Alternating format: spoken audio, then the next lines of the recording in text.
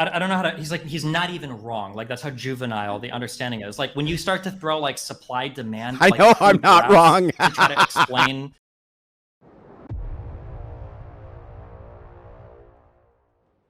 Lana, okay, I want to let Andrew answer Lana's question before we move on. This doesn't like. What would be an alternative to Me Too? So I would try to move towards a patriarchal system where women were slowly phased out of the workplace altogether, and then that solves this problem. Okay, I disagree. How would we survive and live? The same way that we survived and lived for most of our history, which is without women inside the workforce. Men would abandon their homes to go to other women. The first divorce case was because the guy ditched his wife and his kids and went to be with another woman. Which has what to do with anything? I'm a widow. Yeah. I mean, like, what would I do? What does it have to do with anything? It has to do with everything. What does it have to do with it? Survive? How will they survive? The same way that they've always survived without women in the workforce. There was not a problem with the survival before women were in the workforce. There won't be a problem with survival post. Women are enabled to be in the workforce only through the usage of technology. If you look at the Wait, don't do this diatribe. Answer the question. How would a woman, let's say a woman gets widowed, how does she survive? She would probably remarry. But not only that, the assets of the husband always have traditionally gone to the woman. Not only that, there's usually an obligation from the family of the person you were widowed from who's going to help you out. The man was doing everything right. Like, the man was just working hard all the time, saving money, we can't assess all of society just based on what if risks of what if a meteorite strikes you. That's not fair. And I'm sorry. Hang on. Let me finish, lady. I'm sorry that a meteorite might strike your husband and he might die, but we're not going to make a societal prescription based on that. That would be insanity. So yes, there's going to be some unfairness baked in, but we can't, unfortunately, alleviate all unfairness from every situation over all times. We can't do that. Isn't it common right now that like the average savings rate is like negative for like people under 35? So basically every widow under the age of like 35 or 40 is just... First of all, they're not. If you were to reduce the women's participation in the workforce, you would see a massive increase in salary, more than likely, for men. That follows, in fact. No, it doesn't follow. How does it not? No, that is true. It doesn't follow because the number one indicator of like countries becoming prosperous and successful is women entering the workforce and starting to own businesses. That's like one of the biggest indicators of it. Destiny, you're familiar with supply and demand, right?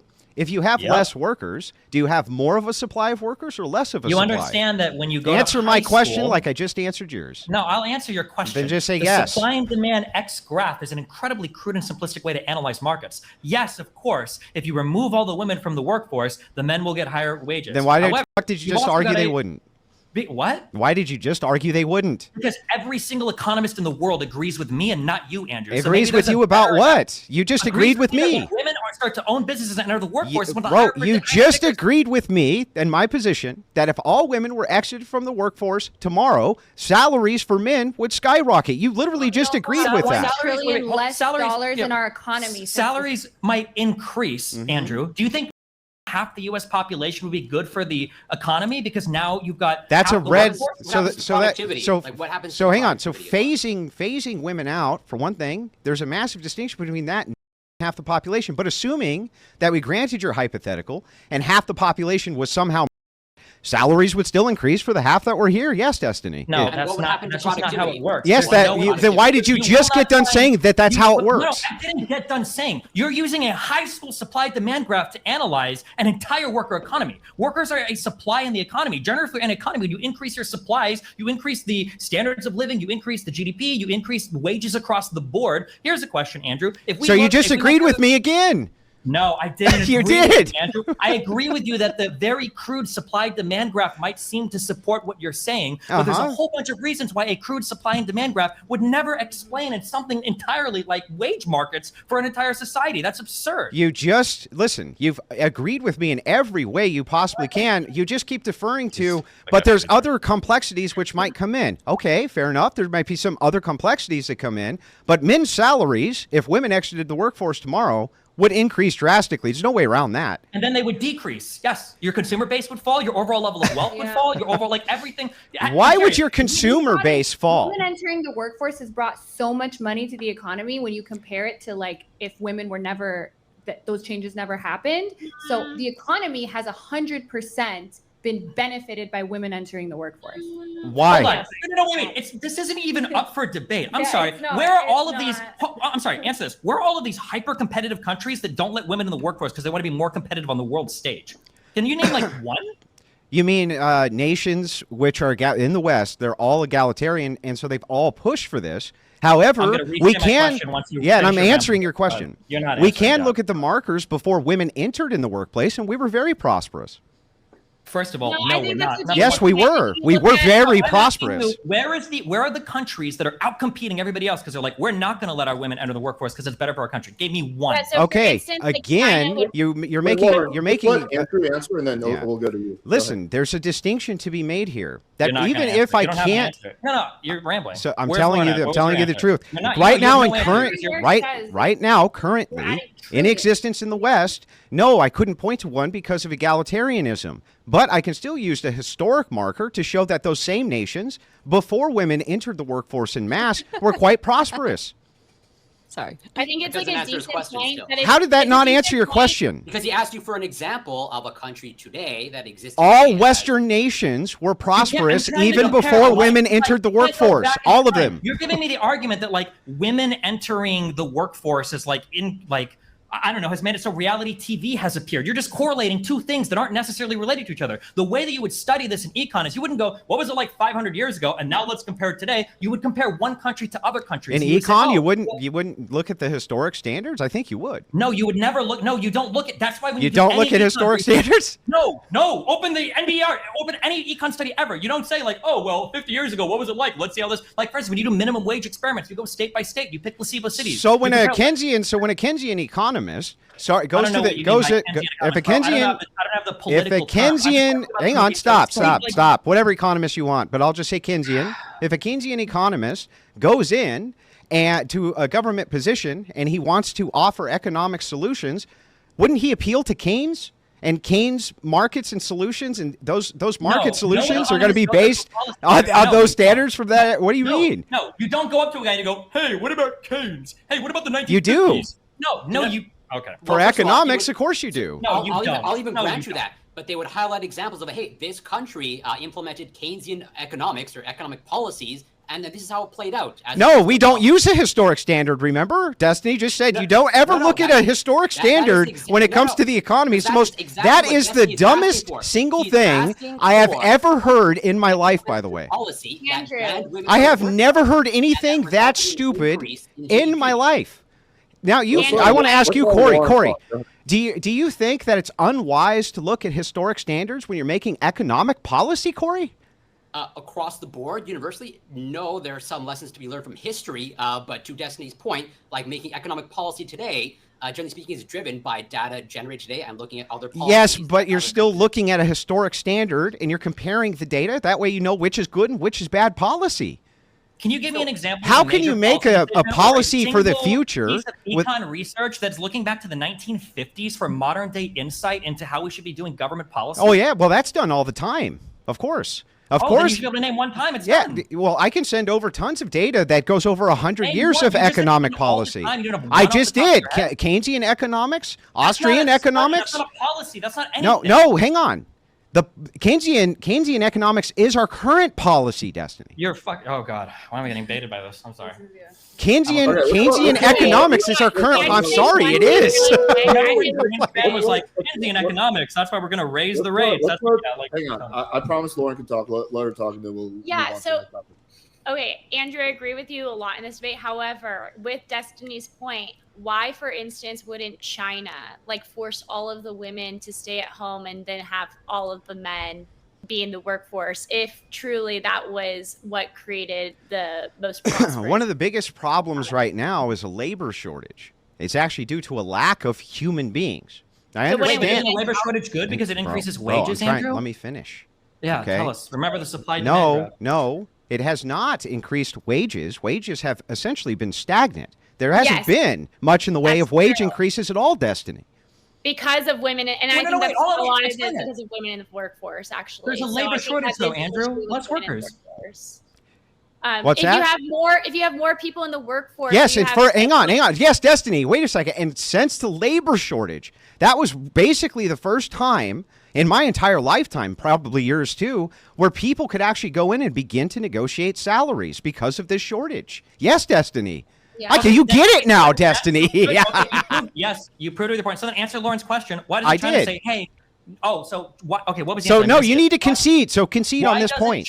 Why doesn't China tell women? First, back up and concede to the point that I was I'm correct. not conceding anything to you. So wages haven't been stagnant due to women in the workforce, even though you just said that. You won't concede that point.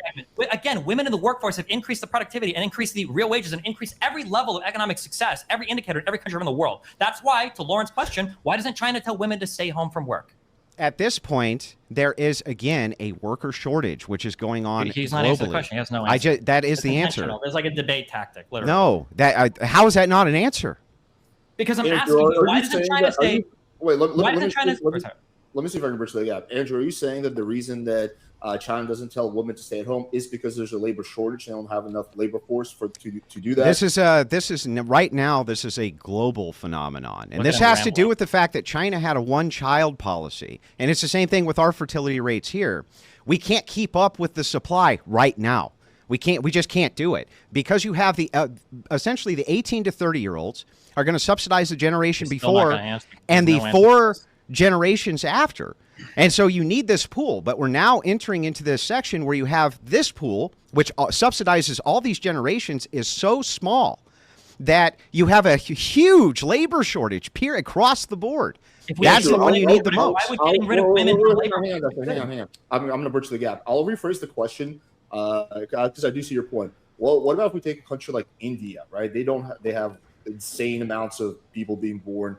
Why would they, like following Destiny's logic, why would they not just exclude women from the workforce? Logic. Thank you very much. Well, I mean, India's caste system does often exclude women, and some of the Muslim nations often do exclude women. So I don't know what you're talking about. In this case, we're talking about a Western phenomenon. We have entered into a labor shortage China's the West? because of I'm talking Japan's about the West? I'm Korea's giving the you West? I'm giving you a prop.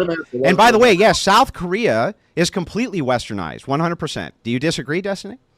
I don't know what your definition of westernized is. They listen to they're basically a U.S. port at this point. I don't know what that means. But okay, they're basically, I mean, we run South Korea. South Korea is a massive American port.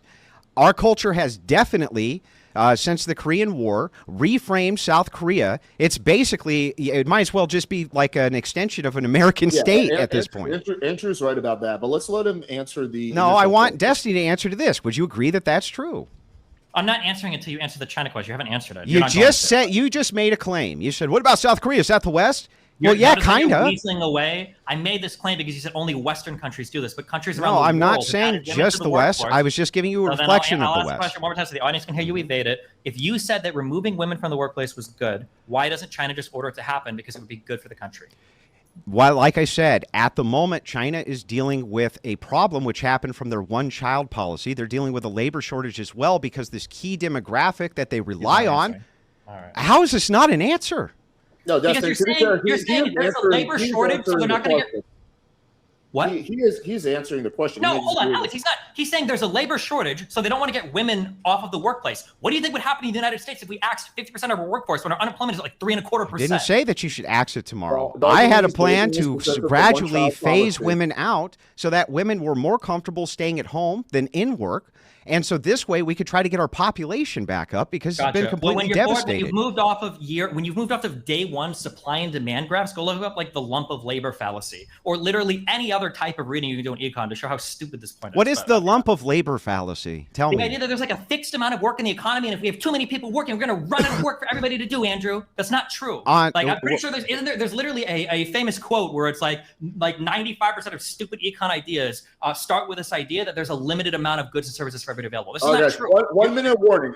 I've let this run way long because it's entertaining. I'll give you guys another minute to duel it out, and then we'll move on to the next topic. Anyway, yes, there's obviously an application to historical standards from economists. Of course there would be. Why wouldn't there be? Even if they're just looking at data from 5 or 10 years ago, that would still be them looking at historic data to make modern prescriptions for the economy. Not only that, they often go back and look at different policies with different populations which worked and work off of that, which is why legislative bodies often reintroduce policies that, at one time were introduced and taken away for whatever reason, because there's an ebb and flow. So I don't really even understand this. As far as the labor shortage, yes, we had lockdowns, people getting out of work, plus China's one-child policy. Here, our fertility rate hasn't kept up. We have a key demographic, which we need to get up in the worst possible way. It's pretty simple. I'll let Destiny respond, and then we'll move on to the next topic. I don't even know how to. I don't know how to. He's not even wrong. Like, that's how juvenile the understanding is. Like, when you start to throw like supply demand. I know I'm not wrong. To try to explain. Like, well, this is how labor markets work. I mean, like, I brought up the lump of labor fallacy. There's a broken window fallacy. They did, well, if you break windows, now everybody's working. And He's not even wrong. Stuff. I know. It's just,